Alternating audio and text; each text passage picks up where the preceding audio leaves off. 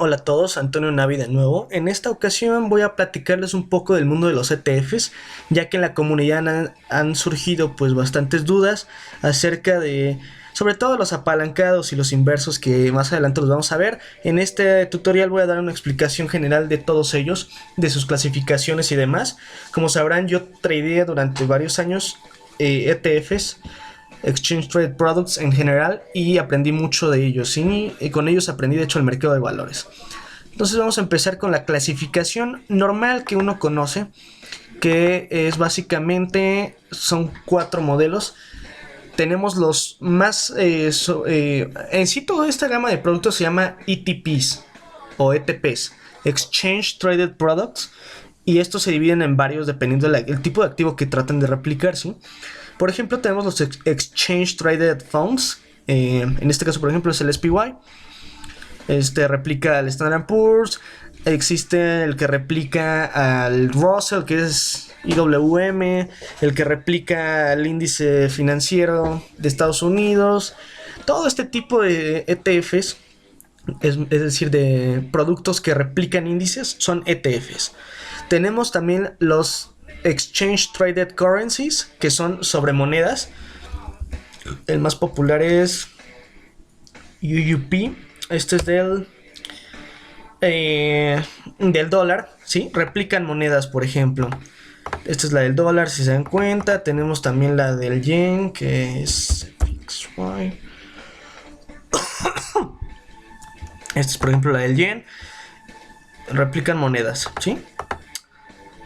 También tenemos en la siguiente clasificación, tenemos los Exchange Traded Commodities, como son los más populares. Por ejemplo, el de la plata es LB, sí, de iShares.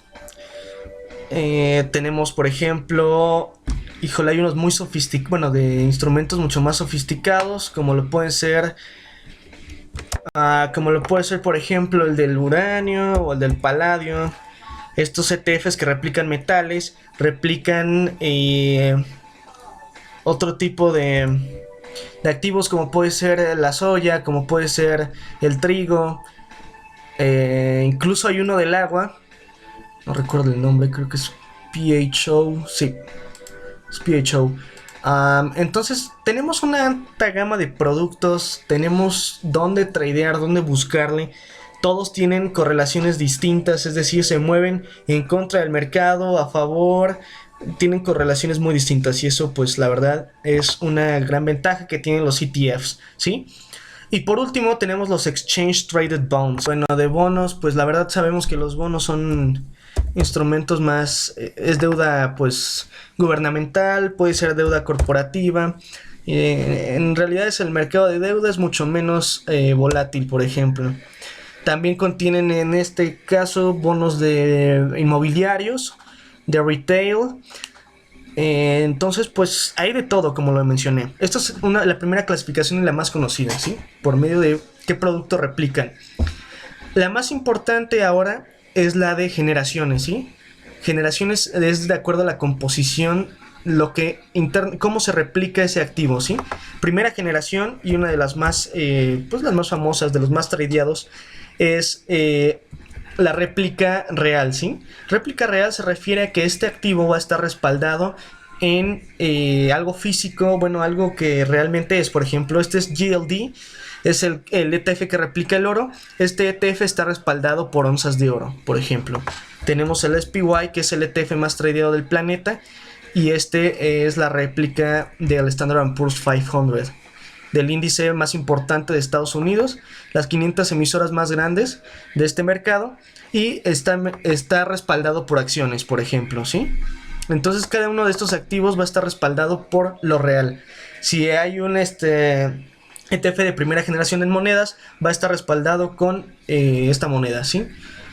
Tenemos los de segunda generación, y que ahora son los más extensos, son los famosos ETFs de réplica sintética. El más famoso que tenemos es USO, es el del petróleo, uno de los más tradeados. Este ETF, por ejemplo, está respaldado en futuros y opciones.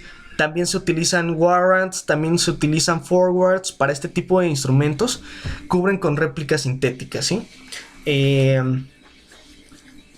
estos ETFs pues dieron una revolución porque trajeron muchísimo mercado, muchísimos instrumentos.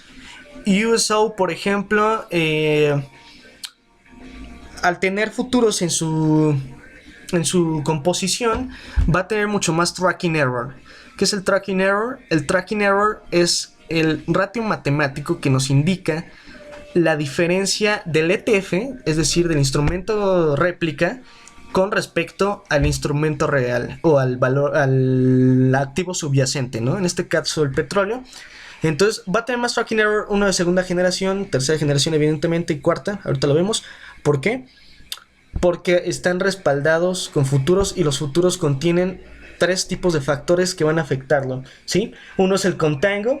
El contango es cuando el mercado de futuros, el contrato de mayor plazo tiene pues un precio mayor que los de corto plazo y eso genera que haya distorsión en el precio con el activo real, ¿sí? Sabemos que los futuros no replican exactamente el activo, sino que son contratos hechos a base de este, ¿sí? Pero se mueven por oferta y demanda, entonces va a haber un poco de distorsión ahí. El segundo es el backwardation, que es lo contrario al contango. Y el tercero es el rollover. El rollover es cuando un contrato de futuros finaliza y se vuelve a... con el del siguiente mes se vuelve a contratar. Eso genera un costo extra y eso hace que haya distorsión en los ETFs de réplicas sintéticas estructurados con futuros y opciones, ¿sí? Muy importante tomar eso en cuenta. Uso se va a mover distinto a... no recuerdo si hay otro ETF que sea con réplica real, pero sí existen de otros tipos, ¿sí? Y hay un tracking error ligero. Después tenemos los de tercera generación y más populares, los que a la mayoría les gustan, que son de tercera generación porque contienen una fórmula implícita en su manejo, ¿sí? ¿Cuál es esta fórmula? Pues son los famosos ETFs apalancados, inversos apalancados y demás. Más populares, mercados emergentes, por ejemplo, EDC. Replica 3 veces el comportamiento. Entonces en la fórmula el market maker indica un algoritmo de tipo muy como decirlo, muy algebraico, y esto hace que el precio del activo subyacente, que en este caso es IEM,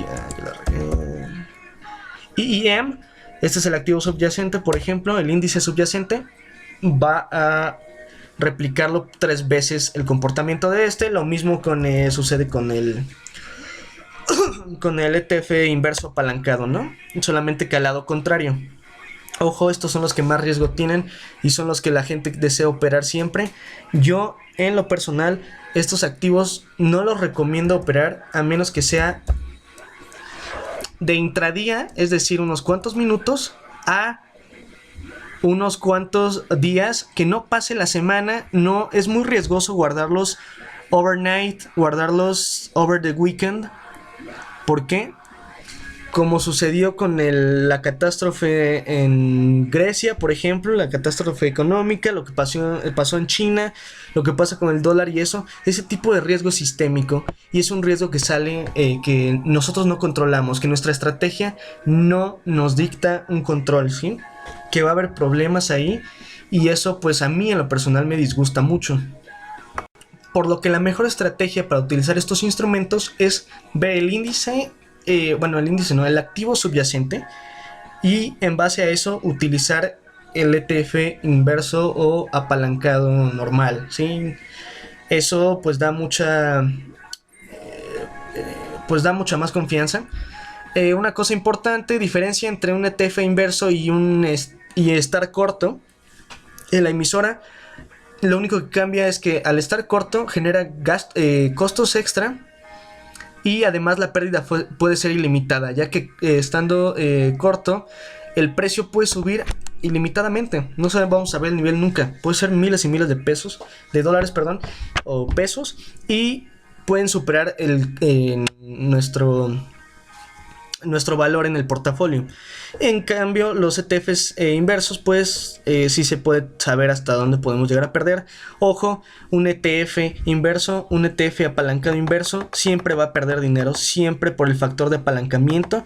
Eso ya se ha explicado muchas veces en los webinarios que se han dictado, en las tertulias que Pato tiene, Patonet. Ahí se han dictado todo este tipo de factores de apalancamiento y demás, ¿sí? Entonces, ¿cuándo se deben usar estos? Son meramente especulativos, son los más volátiles que existen. Por ejemplo, este es el ETF del inverso, es el inverso del VIX, ¿sí? Perdón, el inverso no, el apalancado. Entonces, ¿cuándo se va a usar? Cuando el índice VIX se dispare. El índice VIX es muy difícil de predecir, sin embargo, por ejemplo, se puede usar el SPY, observarlo. Si el índice está en pleno pánico, nosotros vamos a tradear el UBXY, ¿sí? Por ejemplo, aquí se observa en el índice se observa un breakdown, ¿sí? Testeo, ruptura, hubo pánico, aquí se puede usar UBXY, ¿sí? Pero, sin embargo, es a corto plazo. Bien, una vez explicado esto, ETFs de tercera generación son los ETFs más... mucha gente los tradea, si se dan 400 millones, si se dan cuenta. Son ETFs muy operados, muy riesgosos, tienen una volatilidad muy difícil. Incluso a los momentum stocks que yo llego a tradear o penny stocks, estos ETFs apalancados, bueno, este no es apalancado, un ETF apalancado va a tener, por supuesto, un riesgo mucho más fuerte. Porque es más difícil de leerlo, ¿sí? Por el tracking y error que había mencionado. Están compuestos también de futuros y opciones, pero de manera con una fórmula algebraica. Por último, vamos a pasar a los ETFs de cuarta generación, ETFs que están compuestos de manera activa, es decir,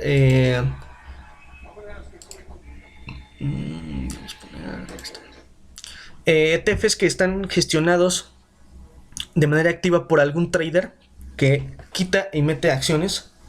Regularmente son de hedge funds o también de un algoritmo, ¿sí? Contienen un algoritmo. Algoritmo de tipo alfa, es decir, compra-venta de acciones, títulos y demás, ¿no? Son algoritmos que buscan, pues, con ciertos criterios, tener una ventaja sobre el mercado. De estos, a ver, ya me equivoqué. Ahorita les busco uno. Si tenemos, por ejemplo, No.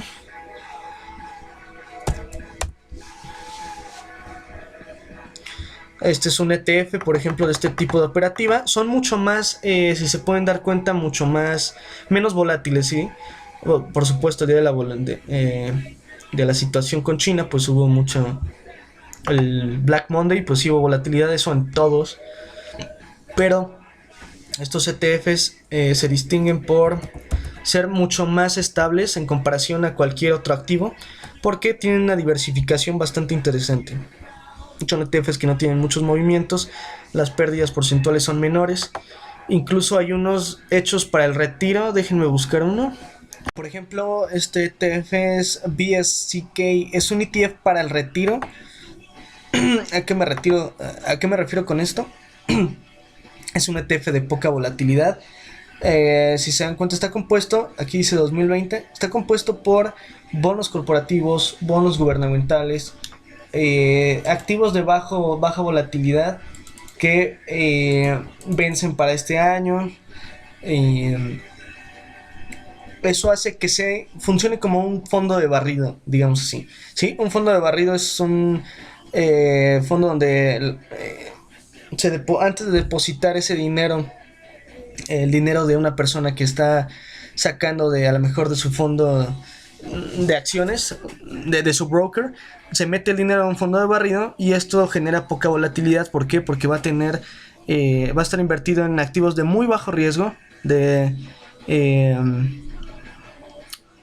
muy poca volatilidad, y le va a dar, pues, al portafolio va a seguir con el precio. Sí, están respaldados contra la caída del dólar, contra la caída de cualquier moneda, de cualquier activo, cualquier índice accionario y demás, porque están diversificados en muchas cosas, ¿sí? Son de cuarta generación, son gestión activa, son ETFs que básicamente van a ser bastante laterales, bastante con un price action muy sin grandes fluctuaciones, ¿sí? Como lo podemos ver aquí en BSCK. Hay una extensa gama de ETFs, como pueden darse cuenta. Es el mercado más grande, uno de los más grandes de activos. Ha venido creciendo bastante. ETFs hay alrededor de 5000. A lo mejor me faltan muchos, todos los países tienen. Aquí en México tenemos tenemos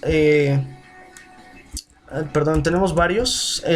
Tenemos de cada son principalmente de índices. Tenemos el Diablo, que mucha controversia ha tenido este ETF. Este ETF para mí es una basura. Es un ETF pésimamente mal gestionado. Se puede ver el spread que existe. Muchos dojis, un price action de verdad sin mucha movilidad. Este es el gráfico diario, de hecho. Vean el volumen que maneja, muy malo. Cuando existe volumen alto es porque los market makers están haciendo ahí su rebalanceo, su gestión. Vean el intradía, simplemente patético. Esto no se puede tradear. Este clase de price action es lo que todo day trader debe evitar. Lo mismo para el apalancado Ángel. Igual un ETF para... déjenme ver. Acá lo tenemos. Igual un ETF patético, sin ofender a los gestores de Smart Shares, que es una de las casas más grandes en ETFs. También tenemos Vanguard. Hay varios iShares, son los grandes market makers, grandes gestores. Sin embargo, este tipo de activos de ETFs en México no ha tenido una gran gran aceptación por mucho de parte del público. A lo mejor en gráfico diario se logra ver mejor el Ángel, pero sin embargo a largo plazo está pues muy malo, ¿sí? Yo recomiendo utilizar ETFs apalancados solamente en intradía, guardarlos hasta 5 días máximo, una semana, vender el viernes, no guardarlos nunca overnight, over weekend, porque pueden surgir riesgos sistémicos fuertísimos que derrumben nuestros portafolios. Son meramente especulativos los apalancados. En México no recomiendo ni el Diablo ni el Ángel, únicamente el Naftrack. En un mejor caso, si quieres estar mejor shortea el Naftrack y no vayas con el Diablo. Por amplios spread de bid y ask, por bajo volumen, el Naftrack, véanlo, esto sí es un ETF. Es de primera generación, está respaldado por acciones. Muy bien, muy buena gestión se han llevado los señores de iShares con el Naftrack, el ETF más tradeado de México. Hay de varios de los índices, sin embargo este es el que más recomiendo. Bueno, en el SIC ya tenemos miles de ETFs, ¿sí? Tenemos los más comerciales, los del sector financiero. Déjenme ver. Acá está el de México. Se puede hacer mucho dinero con estos ETFs. Hay que ser bastante realistas. Y bueno, se pueden hacer miles de estrategias como yo lo hacía con el Pairs Trading. Al tener tanta gama de activos, tantos ETFs con distintas correlaciones, uno puede hacer 1001 estrategias. Los ETFs son parte fundamental de mi estrategia. ¿Cómo los utilizo? Yo utilizo principalmente una lista de ETFs que son los que representan los activos más importantes en el mundo. Sí, aquí los tengo. Básicamente son los ETFs más importantes para mí, ¿sí? Tenemos el SPY, que es el Standard Poor's. Tengo QQQ, que es el del Nasdaq. Tengo EEM, que es de los mercados emergentes. VXX, que es el del VIX, el normal, de los futuros. También tengo el del petróleo, el del oro, el del dólar y el de todos los sectores de Estados Unidos, que son alrededor de 10, ¿sí? Entre ellos tengo el de la biotecnología, IBB.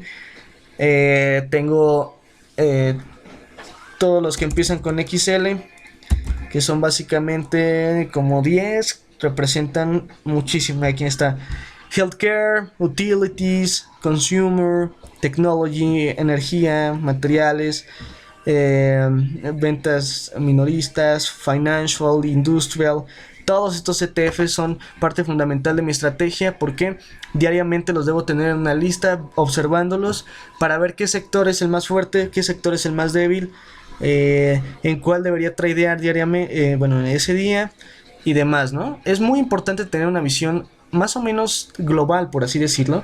Por ejemplo, yo opero en Estados Unidos, necesito ver qué está pasando en Estados Unidos de manera mucho más específica, pero de manera pues que cubra todo, ¿no? Todos los sectores, los principales activos, como ya mencioné, lo que es el oro, el petróleo. Y qué mejor forma de hacerlo con ETFs, ¿sí? Hacerlo con futuros, que a veces pues a uno se nos complica mucho, ¿no? Comprender los futuros y demás, contratos y más. Mejor seguimos un ETF y nos da una visión general, ¿sí? Los ETFs son parte del mercado, son lo más tradeado y de lo más importante, ¿sí? Muchas gracias por ver el video y nos vemos en otra edición.